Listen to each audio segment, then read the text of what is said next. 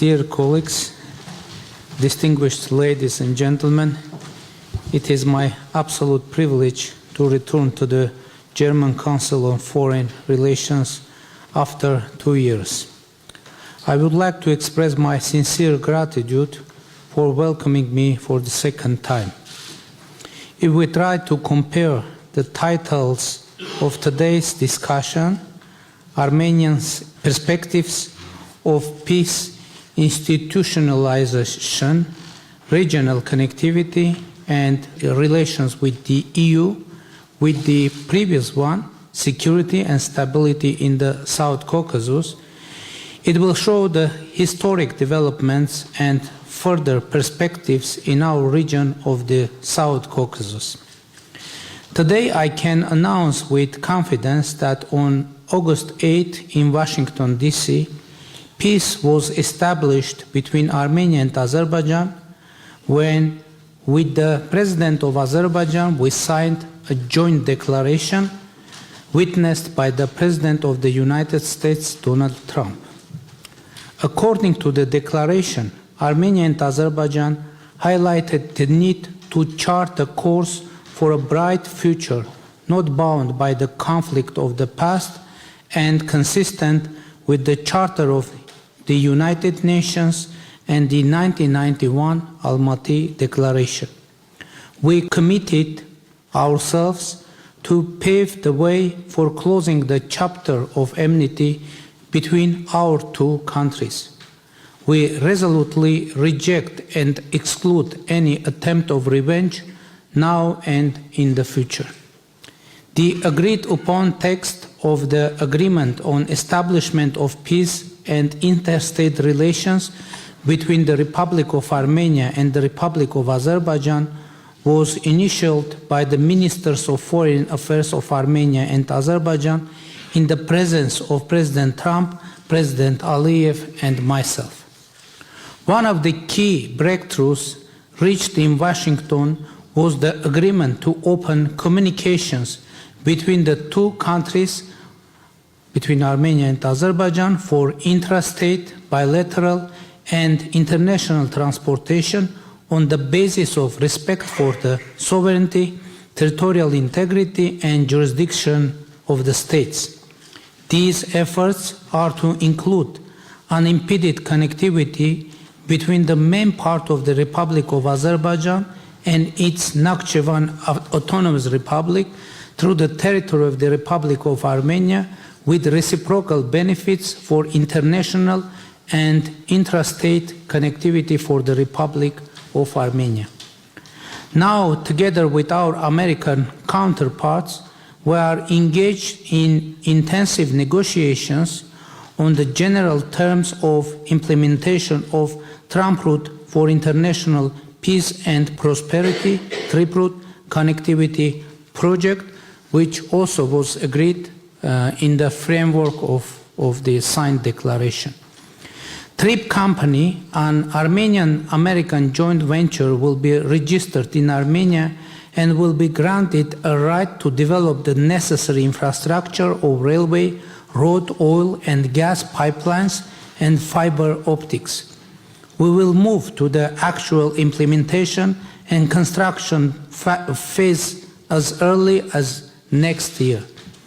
The implementation of this project, which is fully in line with our government's Crossroads of Peace initiative, will create additional interlinks and interdependencies in the region, becoming yet another very important factor for peace. In fact, the Trip Route project, together with the opening of communications between Armenia and Turkey, have full potential to become an important component of the Middle Corridor, providing unimpeded connectivity between Europe, South Caucasus, and Central Asia. Ladies and gentlemen, I would also like to inform you that the political agreement to open communications between Armenia and Azerbaijan is already becoming a reality. In October, Azerbaijan announced that it is lifting restrictions on the transit of goods through its territory to Armenia, and I appreciate this decision and announcement of President of Azerbaijan, because this is very significant and positive development. Something that appeared impossible only months ago is now a reality. Grain has been transported from Kazakhstan to Armenia through Azerbaijan and Georgia by railway, which is an unprecedented event since our independence. On our turn, as we have announced publicly, Armenia is ready, both politically and technically, even today, to enable the transit of cargo between Turkey and Azerbaijan through its territory.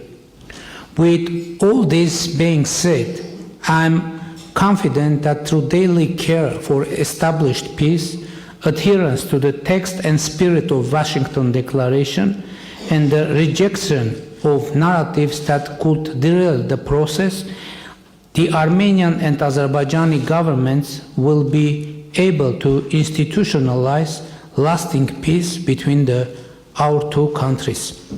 Of course, speaking about our region, I should also update this distinguished audience on the current state of play between Armenia and Turkey. Since our previous meeting at the German Council of Foreign Relations, we have witnessed an intensification of contacts between Armenia and Turkey. These contacts are taking place at nearly all levels.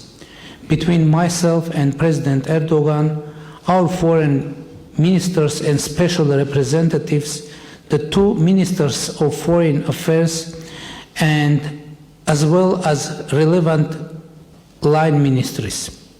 In practice, we maintain very active talks and relations with official Ankara, even in the absence of de jure diplomatic relations.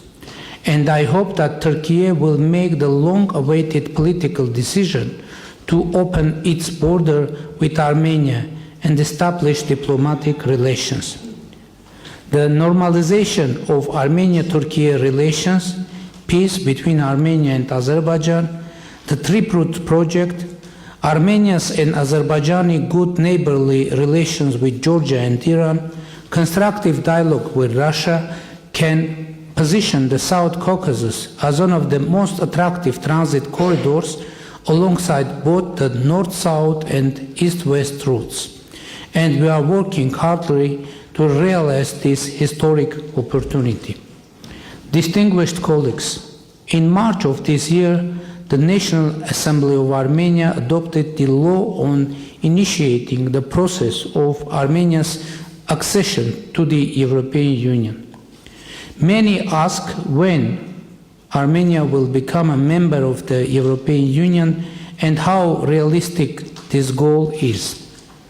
The law on initiating the process of Armenia's accession to the European Union is above all an incentive for us, for Armenia, to consistently pursue democratic reforms. Our aim is to be institutionally and practically compliant with European standards, because without compliance, membership in the European Union is impossible. Once Armenia objectively meets these European standards, two paths will lie ahead. Either we will be accepted as an EU member state, or we will not. Of course, our preferred scenario is the first one, but even if membership is not granted, we will have achieved a major milestone. Armenia will be a country that meets the most advanced modern standards. Our aspiration to comply with European Union standards is not driven by geopolitics, but by democratic choice. Since the peaceful Velvet Revolution of 2018, Armenia has committed as a matter of strategy to democracy, the rule of law, human rights, and an independent judiciary. On this path, just a week ago, Armenia and the European Union adopted the strategic agenda of the Armenia-EU partnership, which complements the already existing comprehensive and enhanced partnership agreement. We are currently exploring opportunities for sectoral integration in areas such as digital and telecommunications, energy and connectivity. Ladies and gentlemen, we paid special attention to the economic component of my visit to Germany, while also making use of the occasion to strengthen dialogue between representatives of the Armenian and German business communities. To support such contacts, our government must foster the mobility of our business people, and accordingly, I am pleased to note that we have successfully launched the visa liberalization dialogue with the European Union. This marks an important step toward enhancing mobility, intensifying people-to-people contacts, and developing intercultural ties. Recently, we received the Visa Liberalization Action Plan, which outlines the main benchmarks and key commitments of the government of Armenia. Upon its successful implementation, a visa-free regime will be established, further promoting active exchanges between Armenia and the European Union. Dear colleagues, it is difficult to fully cover the topic of Armenia-EU relations and partnership in these opening remarks, as today it is truly comprehensive, encompassing nearly all possible areas. I am confident that the 8th European Political Community Summit and the Armenia-EU Summit to be held in Yerevan next May will provide a new opportunity both to assess the progress of our relations and to set even more ambitious targets for the years ahead. Allow me to conclude my speech by emphasizing the importance of strengthening relations with EU member states as well, which provides additional opportunities to learn and cooperate on a bilateral basis. Of course, alongside other like-minded partners, Germany plays a central role for Armenia, and the adoption of the strategic agenda between our countries elevates our relations to a new level, creating new conditions for our strategic partnership. Thank you.